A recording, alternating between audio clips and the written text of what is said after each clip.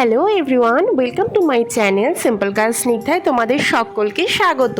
আশা করব তোমরা সকলে খুব ভালো আছো আর আমিও অনেক ভালো আছি। তো আজকে আমি তোমাদেরকে একটা স্টোরি বলবো, যেটা হচ্ছে আমি আমার মায়ের থেকে কিভাবে অনুপ্রাণিত হয়ে নিজের জীবন চালিয়ে যাচ্ছি।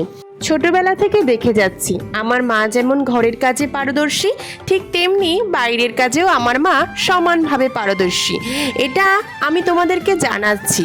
ছোট থেকে আমি আমার মায়ের থেকে বিভিন্ন পদক্ষেপে বিভিন্ন বিষয়ে অনুপ্রাণিত হয়েছি। যেমন ধরো, কখনো কোনো সমস্যার সম্মুখীন হয়েছি, সেই সময় যদি আমি আমার মাকে অনুসরণ করি বা আমি আমার মার কাছে আমার সমস্যাগুলো নিয়ে আসি, তখন কিন্তু আমার মা সেগুলো খুব সহজেই সমাধান করে দেয়। সে ঠিক তার থেকেই আমি কনফিডেন্স পাই। ছোটোবেলা থেকেই বলতে পারো আমার বেশিরভাগ সময়টা আমি আমার মায়ের সাথে কাটিয়েছি, কারণ বাবা অফিসে চলে যেত আর মায়ের সাথেই কেবলমাত্র আমি ঘরে থাকতাম।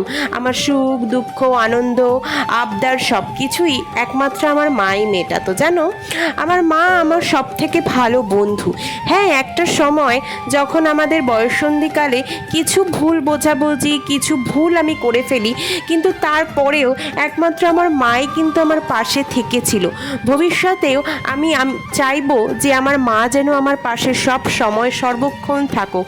আমার মা হচ্ছে আমার স্ট্রেংথ, আমার মা হচ্ছে আমার হেলদি মেন্টালিটির একটা সূত্র। বর্তমানেও কিন্তু আমার মা আমায় বিভিন্ন কাজে সাপোর্ট করে। যদি কোনোদিনও আমি আমার মাকে কোনো কাজের জন্য বলি, আমার মা কিন্তু কোনো সময় আমাকে বাধা দেয় না। আমার মা আমাকে সবসময় বলে নিজের পায়ে দাঁড়াতে হবে, নিজের পায়ের নিচের মাটিটাকে শক্ত করতে হবে, যাতে যদি তোমায় কেউ অপদস্থ করে, যদি তোমায় কেউ অপমান করে, সেই মাটিটাকে যেন আঁকড়ে না ধরে নিজের সম্মান বাঁচানোর জন্য তুমি নিজের পথে এগিয়ে যেতে পারো। এই সব মোটিভেশনাল কথাবার্তাগুলো কিন্তু আমার মা আমাকে সর্বক্ষণই বলতে থাকে। এবং আমার মা আমাকে একটা জিনিস সবসময় বলে যে তুমি সবসময় সত্যের পথে থাকবে, সত্য কথা বলবে, তাহলে দেখবে নিজের জীবন মসৃণ এবং জীবনের যে পথে তুমি যাবে সেই পথেই তুমি সাফল্য পাবে। তা বলে মায়ের কথা কেবলমাত্র বলছি মানে আমার বাবা আমাকে একদমই মোটিভেট করে না বা আমার বাবা খারাপ, এটা কিন্তু একদমই নয়। আমার বাবাও সেমভাবে আমাকে মোটিভেট করে। আমার বাবাও আমাকে সব সময় সাপোর্ট করে যে না, তুমি এগিয়ে যাও, তোমার পাশে আমরা আছি। কখনো বলে না যে তুমি এই কাজ করতে পারবে না, কখনো বলে না যে তুমি এটা ভুল করছো।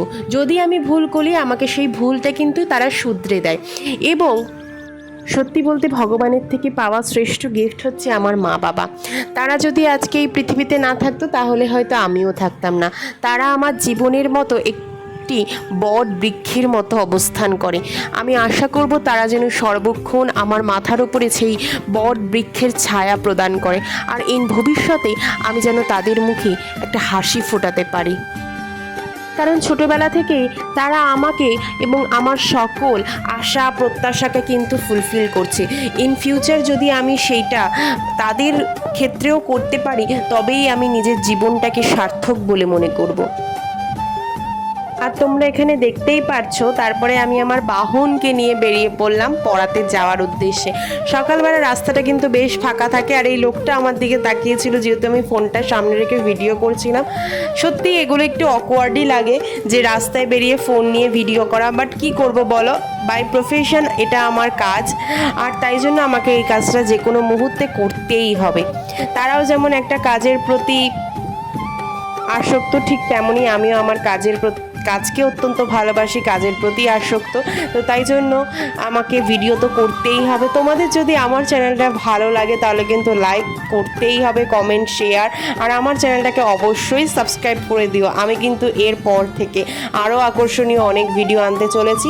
আর এখানে দেখতে পাচ্ছি একটা বট বৃক্ষ, এই বট বৃক্ষের কথা বলছি। এই বট বৃক্ষটা কিন্তু আমার দারুণ লাগে। তো তোমাদের কার কার এই বট বৃক্ষ ভাল লাগে আমাকে জানিও। কি শুধু দেখে গেলেই হবে? লাইক কমেন্ট সাবস্ক্রাইবটা কে করবে? তাড়াতাড়ি করে দাও আরও ভালো ভিডিও দেখার জন্য।